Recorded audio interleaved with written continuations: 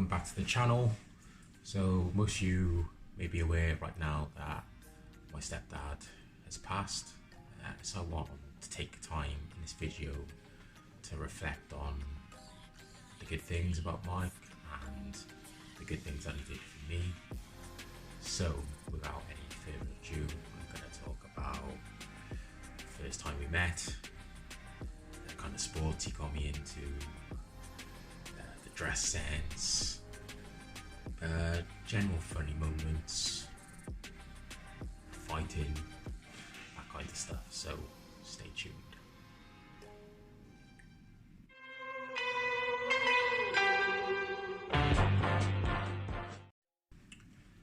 So the first time that we met, I was 6 years old. And for those of you who don't know, I'm 32. So I've known her now, how long? 26 years. Quick maths. Yeah, so we were at a family party function, don't know what it was. I'm there running around as kids do, and this big, massive man just literally in my face, like in my personal space, and was like, "Hi, I'm Mike, I'm your mum's boyfriend." I'm just like, who's this guy? Like, what the hell? Why do I care? Type thing. And I remember at the start I was like, "Oh, that guy's in my space. I don't really like him." But he took so much time, bought me a drink, my, I don't know, Capri Sun or whatever I was drinking. He spent loads of time with me. I think he spent more time with me than the actual adults. That's what I felt like anyway. He taught me how to play pool at the time, and further on, literally, I learned so much from him from a pool point of view. And anyone that knows me, you would see that I'm quite a humble guy. Like, I've gone quite far and quite high in rugby, generally all-round athlete, very humble. But the one thing that you don't want to lose to me at is pool. Don't know what it is, but when I win, I've got a lay to smack, and he's got a lot to say about that. But between me and you, he probably still is the better pool player. I wouldn't say that to him if he was still here now, but yeah, he was good. So yeah, from there, I'm just thinking back now, and he probably moved in with my mum quite quickly. So I remember this one time, it must have been about 7. Yeah, it must have been about 7, or maybe 8. And I'm sleeping, Mike's gone out with his friend, they've all got absolutely blizzard, and come back, and I don't know this at the time because I'm sleeping, but he's down with his friend there making noise in the house, and his friend asks him, where's the toilet, Mike? And he said, right upstairs to the left, but be quiet because Kane's sleeping, okay? Don't want to wake him up. And his friend goes upstairs, doesn't know where to go, it's really dark, so he turns the lights on, shouting downstairs, "Mike, where's the bathroom?"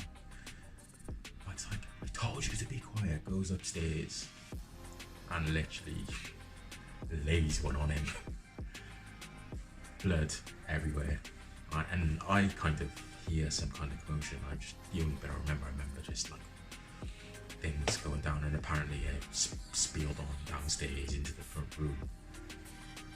And my poor mum got up, having to clean blood off the walls and stuff. Mike kicked him out, and he ended up coming back in anyway, because back in those days you would have a fight and then shake your hands at the end of it, and all's forgotten, instead of all this knifing and all that malarkey. And the next morning I remember being like, "Oh, why is this so clean?" and that kind of stuff. But obviously my mum wouldn't tell me at the time, but later on I knew about that. So it showed from an early age, even if his intentions were good, and even though the way he went about it probably wasn't as much, but yeah, it's a funny moment. Another moment was my mum's graduation. I've got photos of these, but I just don't know how old I am. I can't remember. Must be about 10.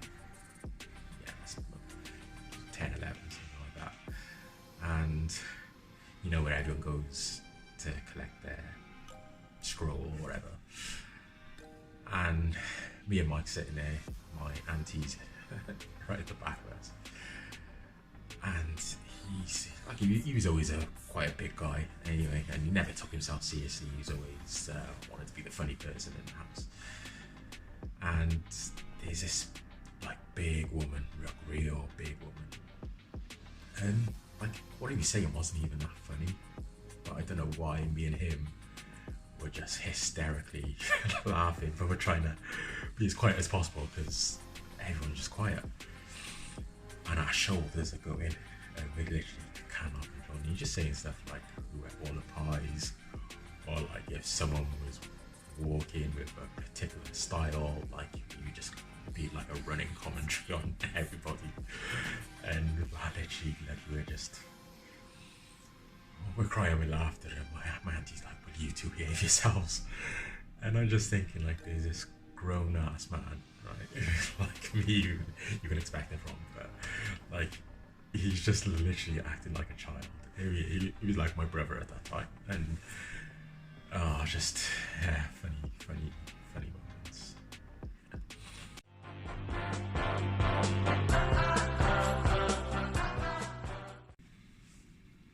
So football, what can I say? So how did it start? So he was always into football. You mentioned big Millwall supporter. Liked a lot of sport as well, especially rugby. And you say like, oh, do you like football? Like, football was on all the time, so naturally gravitated towards that. And he's like, do you like rugby? And I'm like, yeah, I like rugby. I like watching it. I don't like playing it. I just think it was too rough, and this is probably comes hand in hand with how my mum used to just proper rap me and everything. And he's like, oh, you should play rugby. And I'm like, no. I said, like, I kind of pass it off as I don't really like rugby, but the real reason was I didn't want to play, and I don't want anyone pressure me into playing rugby. But I'll talk about rugby later on in the video. So football. So he would take me to the park, Splot Park, anyone knows, and we used to play for hours, come rain, sunshine, wind, whatever the weather's. We would go out and play. He used to play at a decent level, play as a goalkeeper, county level, all that kind of stuff. And he would go on goal, and there's me, a 6-year-old that's got like no power behind my legs to kick the ball at all. And we would be there, and he wouldn't go easy on me. Like, he would save every shot. Like, he wouldn't let any of those in. With your dad, you pretend to dive and it goes in.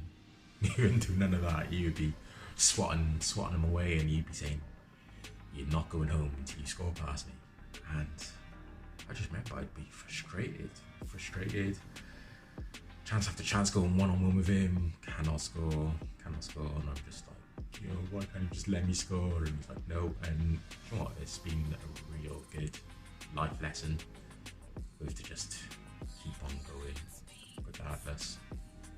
And I remember I scored like the most amazing goal ever. Like, literally took it round him and to the side. I remember absolutely panicking, so I'm like, no, he's gonna get it, and I just took a lucky swipe at the ball, and it literally went top corner, right in the postage stamp, right up there. And we're like covered head to toe, and he's like, right, okay, strip off, put the towels down on the chairs in the car, and we drive off, go home, have a bath and everything. And he said that his friend was a taxi driver, and said that, like, I saw him pee on your ass and everything. 6 years old, and I'm like really happy, and I was really thankful for the time he put in with me. And as I got playing football a bit more, he said, right, you need a football team. And he did try and push me towards Millwall. But, you know, as a kid, you're like, well, where are they? They're like, oh, well, this is how he described it to me. He said, give me a newspaper. He said, right, so you see these teams with the badges, they're the Premier League, and you can see them on TV on Match of the Day. And these are the teams that are in the leagues below. I said, so where are Millwall? scrolling all the way down. He's like, there they are. Like, need to put some glasses on just to see, because they just show the table of like Division 2, I think they were in at the time, which is now League 1. And I was like, well, if I'm going to support a team, I want to watch them, so I'm going to have to pick someone in the Premier League. And I looked, and I'm looking at the badges, and I don't know why, and I hope this is not an omen or anything, but the devil really intrigued me, and especially the little boat above it. So I said, bam, Manchester United. Bearing in mind I don't know anything about football or these teams. And he just started laughing. And so yeah, that's how I picked Man United. And he said to me, you know, there's this guy from Cardiff, so my hometown was Cardiff. He said, there's this guy called Ryan Giggs, and he's from Cardiff. I'm like, wow, amazing. Like, I'm from Cardiff, he's from Cardiff, he plays for Man United. I like Man United, great. So Mike would go out and he bought me Ryan Giggs soccer skills, and no word of a lie, I'd watch it on repeat. That's how I learned how to curl the ball. That's how I learned how to do the pirouette, which Zinedine Zidane was known for. Still to this day, when I have a little kickabout, I use it a lot. So technically, I'm just as good as Zinedine Zidane. Just saying. And then he bought me like Manchester United DVDs and stuff. And obviously, there was a time where Man United were winning a lot. And there was this guy called Eric Cantona. I don't want to go too much into this because this is about not about me. There's this guy Eric Cantona, which I just literally fell in love with, and from there it was just United all the way. So yeah, that's how I got into football. Especially like some of my friends, some of my long-time friends, like Obi. He would come over, he'd take us out and play football, and even like me and Obi were talking the other day, and he even remembers those times, you know. So like it's just amazing that, like, not just to me but to my friends as well, they remember the times that, like, things that he did for us. So that's put a smile to my face.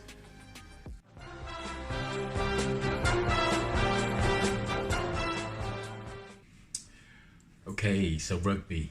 So this is a sport that I went on to exceed at a lot. I went to a high level and ended up playing for Wales age grade. Got semi-professional before injuries, but he would always encourage me to play rugby. It happened through the school that I went to, which was very rugby dominated, and there was no football at all. I think we played like 2 games a season, so I couldn't really play football. And I remember the teacher just saying, "Why don't you play rugby?" And I'm like, "No." He's like, "Look," I think he could tell that I was quite scared, so he's like, "Look, you don't need to tackle. Like, you're bigger than anyone else. Just get the ball and just run." And just quickly, we had a training session, and I decided to go. And I'm running around like a headless chicken. I haven't got a clue what's going on. And I'm not getting the ball. Didn't touch the ball once. And the teacher stopped play. He said, "Kane, stand there." He got the ball, put it in my hand, said run. I literally ran around everyone, scored, and all the boys are like, do you like rugby now? Like, do you want to play for us? And I'm like, no, I still don't like it. But anyway, he would be there at a load of my games, especially the important games. And I went and played the year above, and the year above were pretty good, and we always get to cup finals and stuff. And I remember I missed a tackle because I was on the wing. I was always on the end, on the touch lines. He would always go and stand wherever touchline I was, so each half we'd swap over, so he'd always be on that touchline. I remember I missed a tackle. That's all I would hear is Hendrickson. And he would never call me by my first name, like Hendrickson. And I'm like, don't look at him, don't look at him. I know what I've done. You know, I just don't look at him. He's just literally following me. So as plays going up and down, he's following me, just going, Hendrickson. And I'm like, oh, there you go, just leave it. But then I'd probably end up scoring or something and he'd all be forgotten. But yeah, he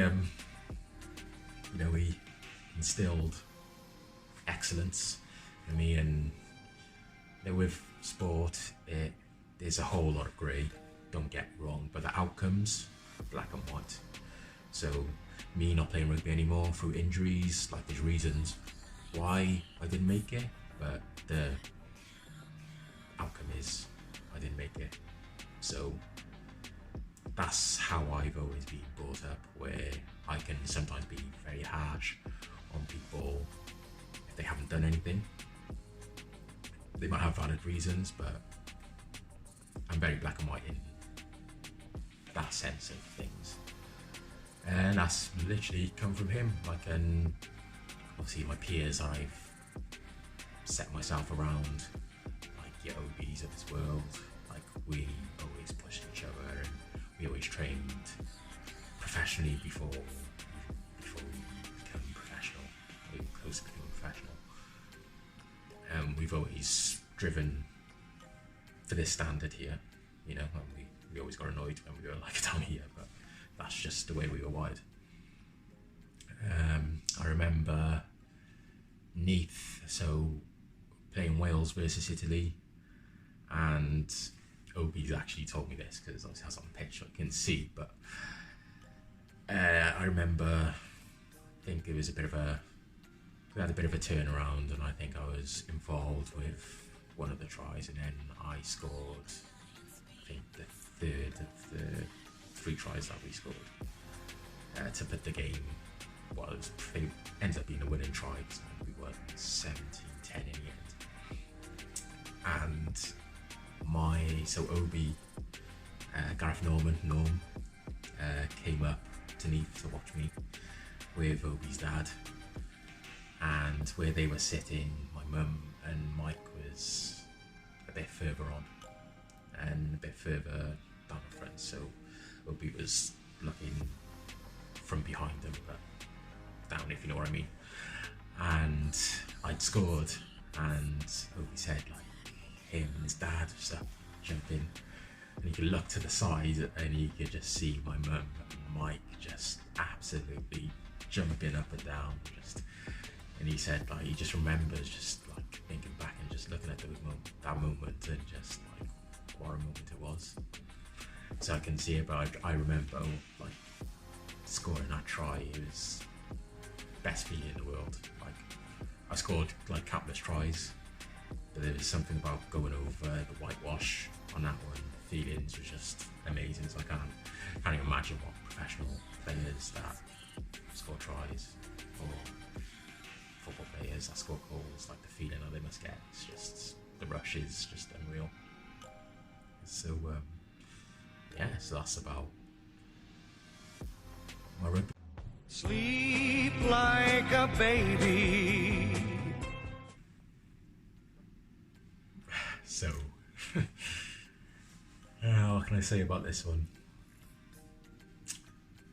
So like he made me stand up for myself,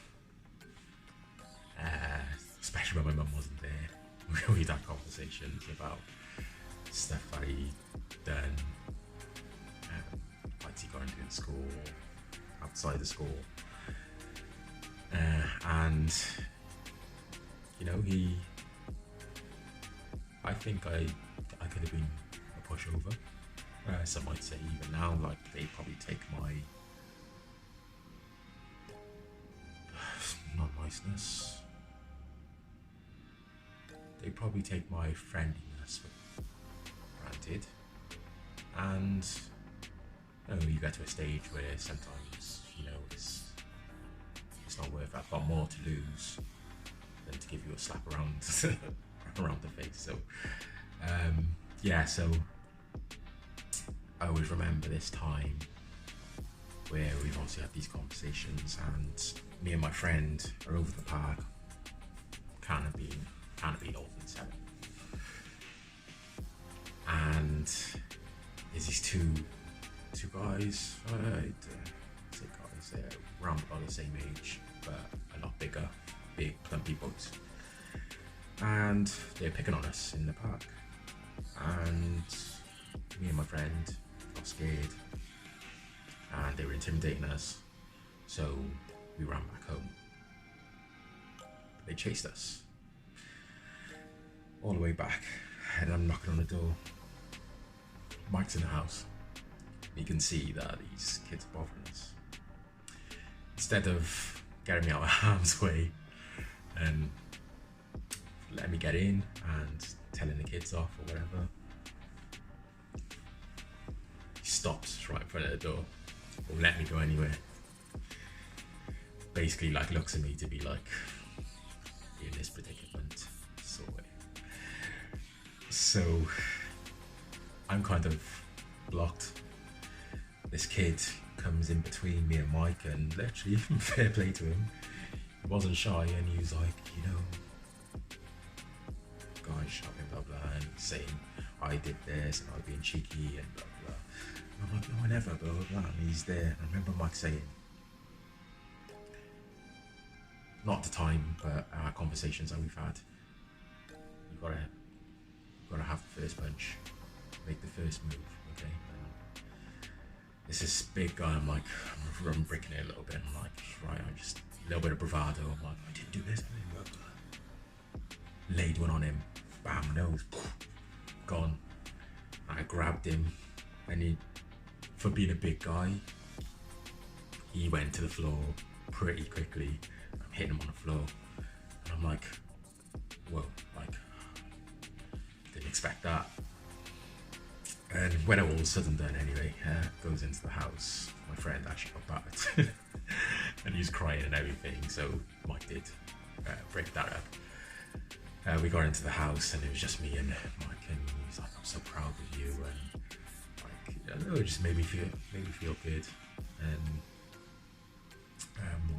I remember as we got older, because he would always, like, he would batter me, not in a bad way, he would literally just mucky fight. He would give me dead arms, dead legs, he would like pinch under my arm, like, honestly. And remember as I got older, and some of my friends there, I remember Josh Last being there, and I thought, I'm going to be a big boy here. I think I must be in year 7, year 8, and he's mucky fighting with us. I'm like, right, I'm going to actually lay one on him, because me and Josh were supposed to be the big hard people in the school at the time. So I got a showing off in front of my friend. I literally gives him whack right in his shoulder, and I remember at the time him just like brushing her off, and I'm like, I've just hit him with everything I've got, and he's not even flinching. Looking back now, I think I hit him. But he didn't show it. I ended up breaking my arm. Yeah, I broke my hand here. And he used to just wind me up, be like, see, you know, try and punch me, and you know, made of granite and stuff. So yeah.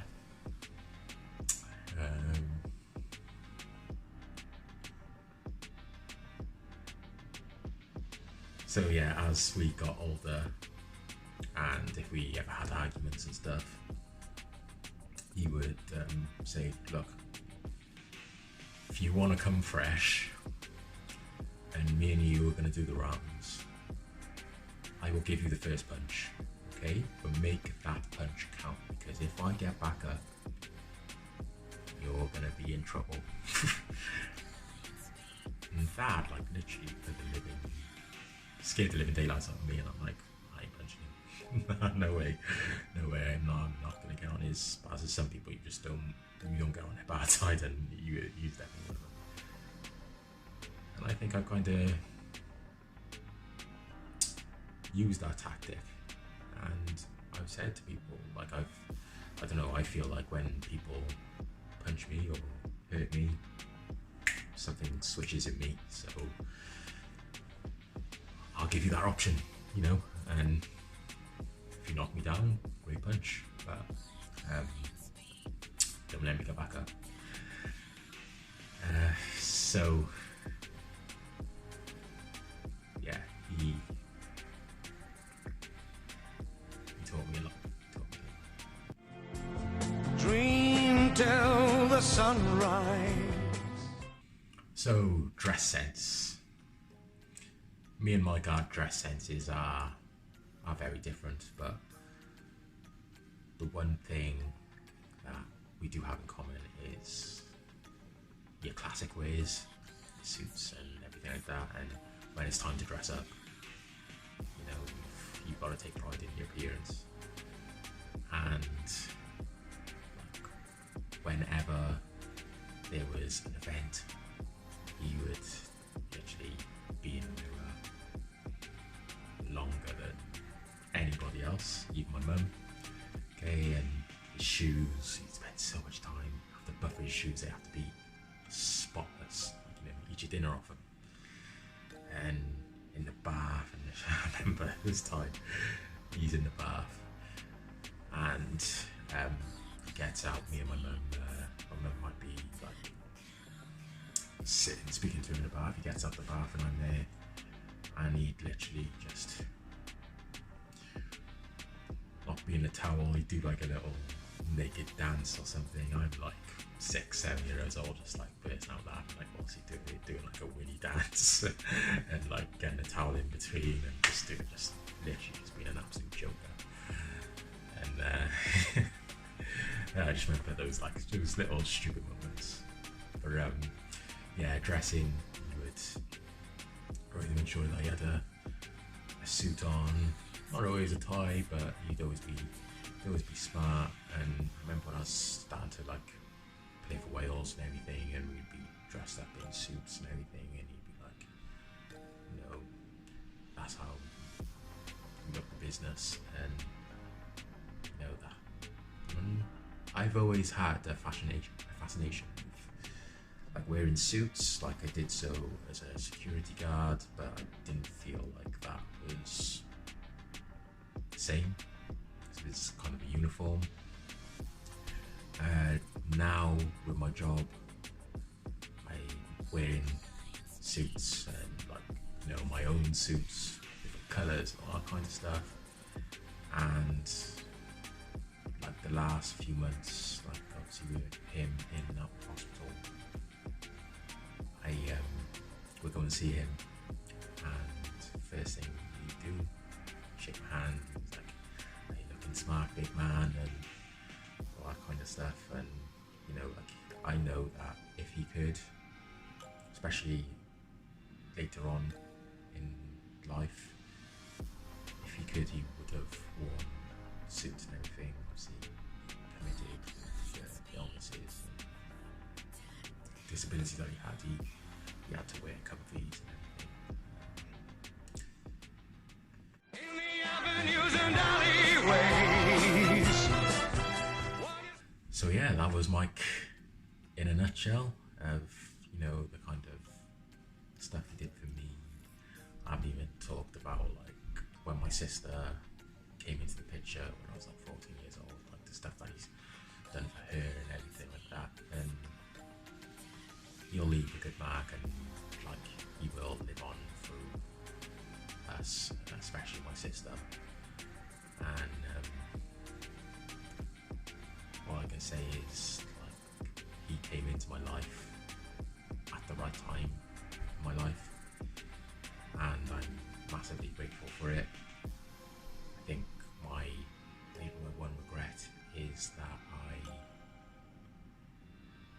tell him this, and I don't know, like, you know, you've got the guy codes and everything, and your pride and stuff.